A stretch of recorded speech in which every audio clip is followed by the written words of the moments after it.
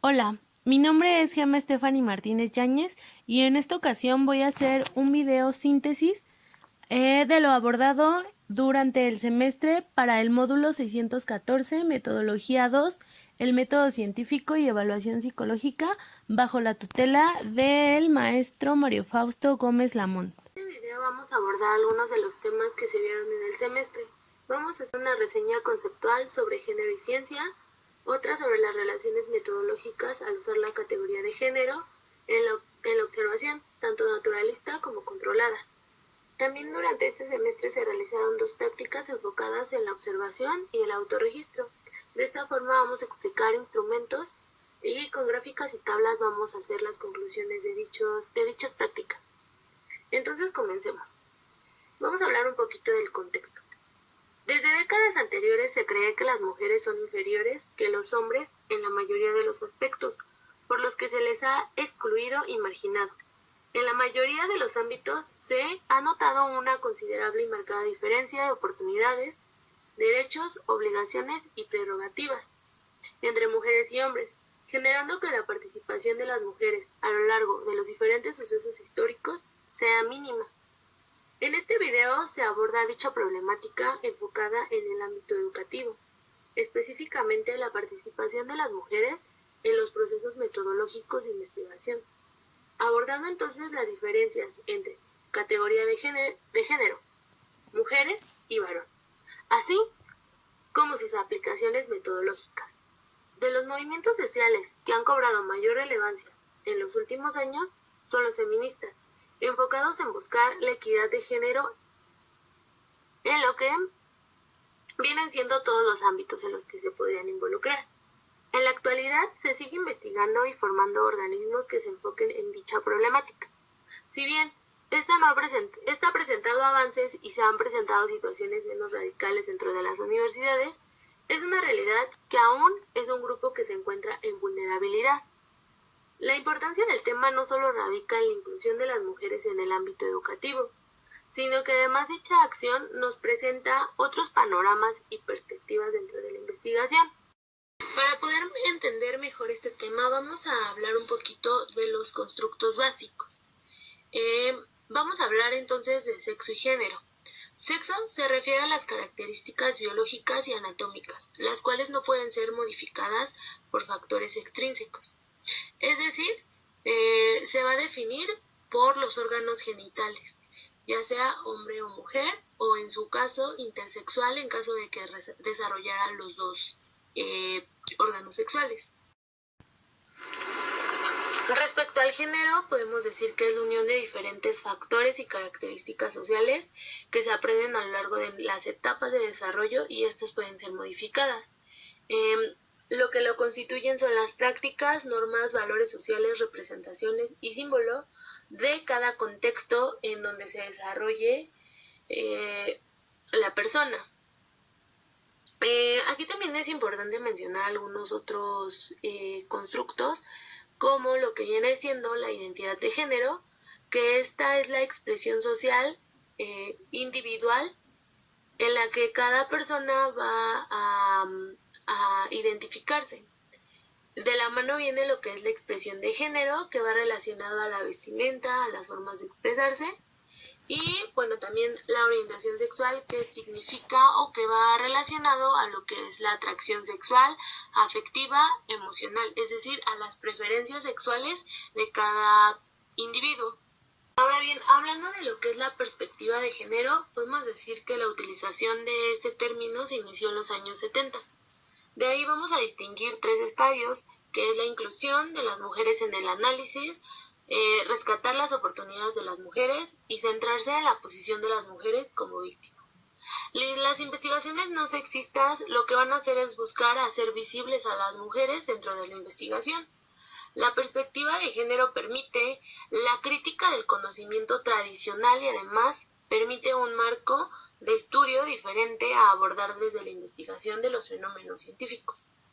Rubin en 1986 nos decía que los sistemas sexo y género son por lo tanto el objeto de estudio más amplio para comprender y explicar al par subordinación femenina dominación masculina. La apuesta es estudiar estos sistemas de acción social y el sentido de la acción en relación con la sexualidad y la reproducción. Entonces se trata de una categoría más neutra que el patriarcado. Dentro de todo este tema de la perspectiva de género en la investigación, me gustaría mencionar los principales sesgos sexistas que se han marcado en las investigaciones durante todo este tiempo. Dichas investigaciones obviamente sin perspectiva de género. Una de las más importantes es el androcentrismo, en donde el mundo se va a entender en términos masculinos. ¿Qué quiere decir esto? Que todas las investigaciones van a ser desde la perspectiva masculina porque el mundo se entiende desde ese género únicamente. Otro es la sobregeneralización, en la cual, las investigaciones van a tomar como referencia a un sexo y van a generalizar los resultados como si fueran aplicables a ambos sexos. Otra es la insensibilidad de género, en donde, también se ignora o se hace a un lado el sexo o género y pues es una variable socialmente irrelevante. ¿Sale? El siguiente es el doble rasero, que va a tratar de medir las situaciones para ambos sexos, pero con diferentes criterios. Va a aplicar diferentes criterios para una misma situación, dependiendo del sexo. El otro es el propio de su sexo, que se trata de neutralizar, ya que hay cosas y actitudes más apropiadas para un sexo que para otro. Esto referente a que, se va de igual forma a generalizar y se va a definir qué es más apropiado para un sexo que para otro. En cuanto a la dicotomía sexual, esta es una forma mucho más extrema de lo que ya hablábamos anteriormente, que es el doble rasero, en donde se van a sobreexagerar las diferencias de un género en lugar de considerar a hombres y mujeres como dos grupos de características comunes, y lo que va a hacer es llevar estas diferencias al extremo. Y por último, el familismo, que trata de ver a la familia como una unidad de análisis y realmente no va a ver las individualidades ni las particularidades de cada elemento de la familia. También dentro de la metodología de la investigación con los sesgos de géneros erróneos, podemos decir que establecen una clara desigualdad de género, dejando en desventaja obviamente a las mujeres más que a los hombres. Esto a su vez no solo nos da una parte de la perspectiva de la investigación, es decir, la interpretación, sino también nos va a mostrar resultados incompletos y por eso también nos los va a mostrar incorrectos. Dentro de las acciones que se pueden aplicar para atacar esta problemática es el uso de variables y categorías en donde entren mujeres y hombres. Respecto a las prácticas que se realizaron durante el semestre, una de ellas fue en relación a la observación. Primero que nada vamos a hablar de qué es la observación naturalista y qué es la observación controlada. La observación naturalista es donde la observación se realiza a personas que se encuentran en su ambiente natural. En esta no se realiza ningún intento de manipular su comportamiento. Las ventajas que nos ofrece este tipo de observación es que nos va a brindar una buena descripción del comportamiento. Es una muy buena fuente de hipótesis para la investigación y pues obviamente que no va a someter a nuestras personas involucradas a situaciones no naturales que puedan distorsionar el comportamiento y nos puedan arrojar resultados diferentes. Las desventajas obviamente van a ser que existe cierta falta de control entre algunos aspectos o factores, la incapacidad para poder explicar relaciones causa y efecto y los posibles sesgos que pudieran intervenir por parte del investigador que bueno, estos podrían ser en algunos casos pues los sesgos relacionados a lo que son el género. En cuanto a lo que viene siendo la observación controlada, bueno, esta se va a desarrollar bajo condiciones totalmente controladas. Las ventajas de este tipo de observación, bueno, son las que suministran buenas descripciones, las que mejoran el control, más porque, bueno, pues todo el ambiente está controlado.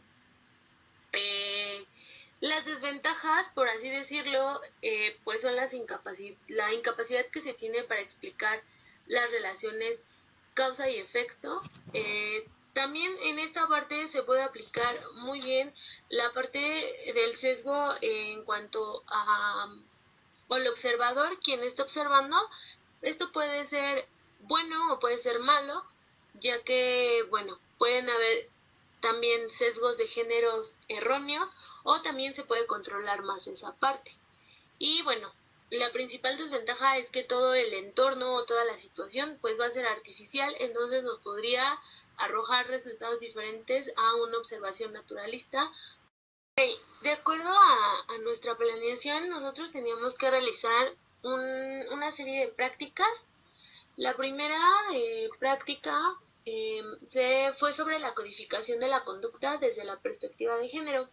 En esta actividad teníamos que aplicar observación a 3 familias y se les iba a realizar una observación sistemática en la cual, bueno, teníamos que escoger 3 familias de las que me gustaría platicarles un poco.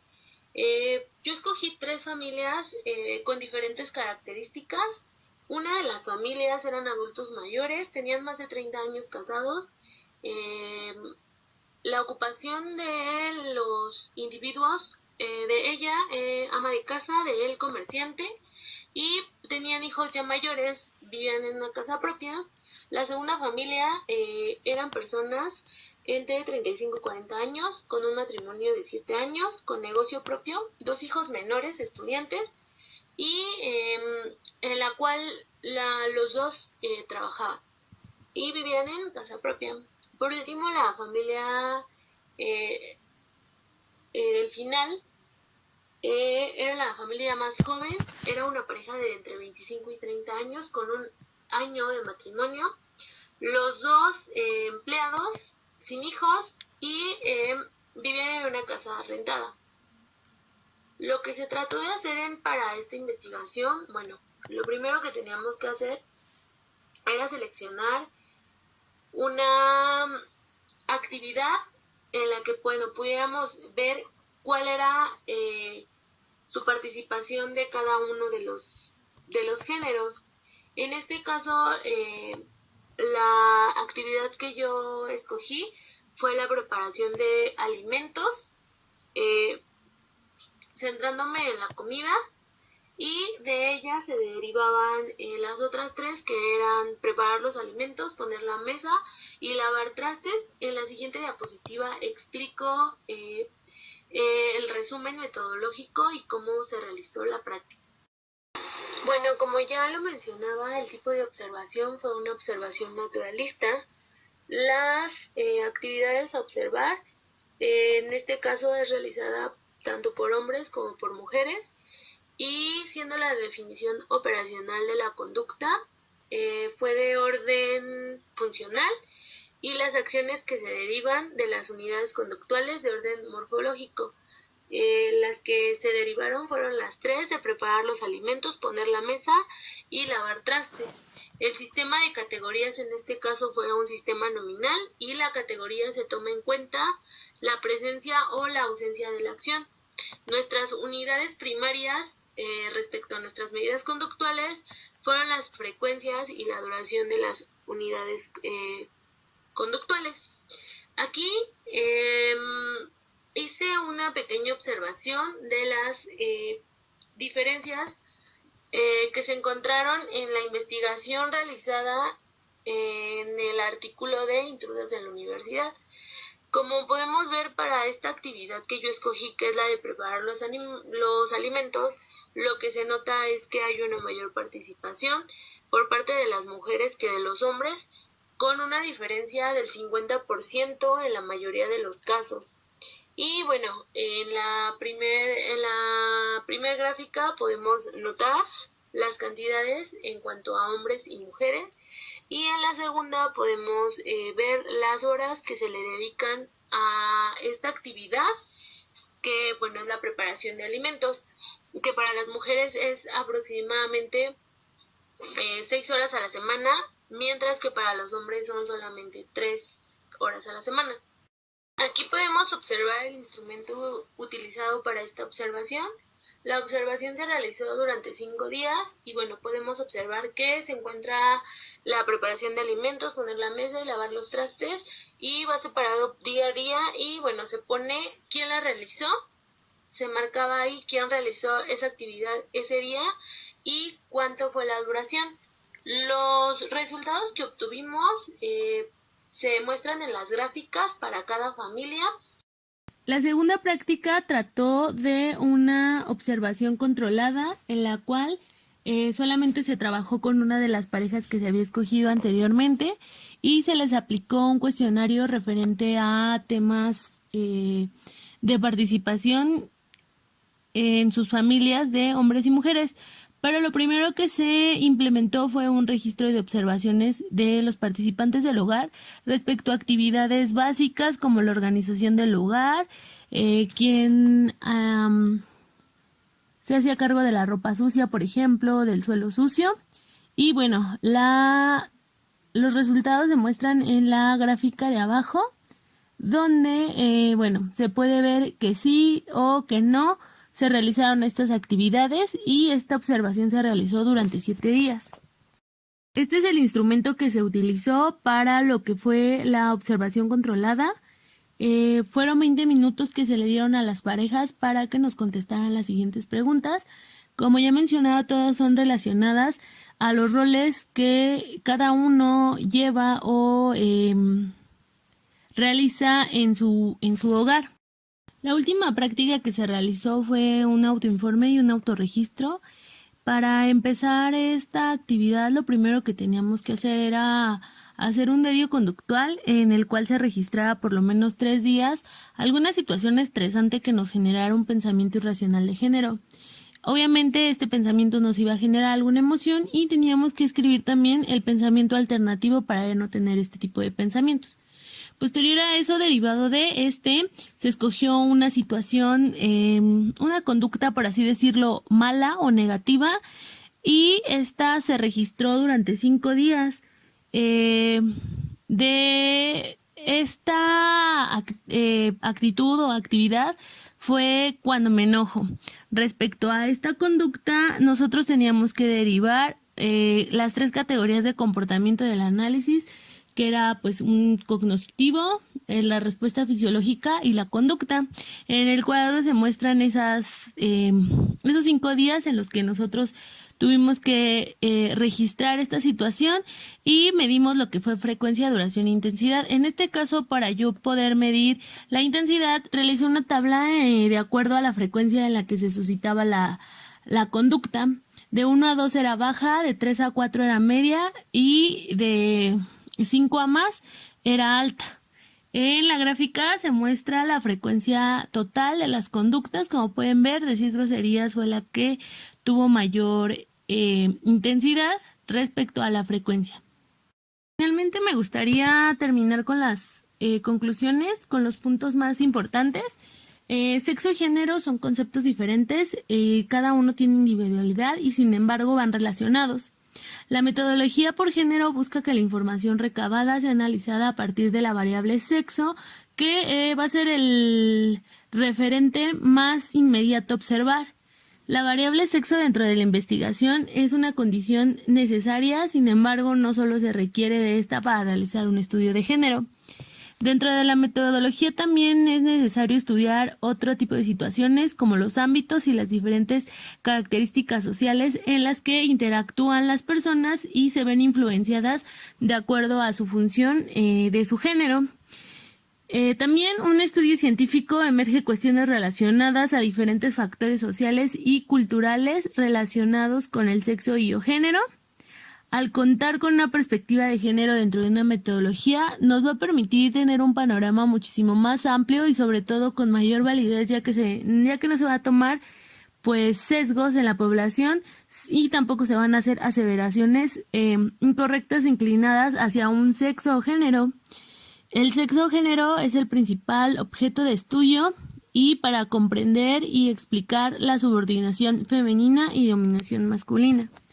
Esto sería todo de mi parte, agradezco su atención.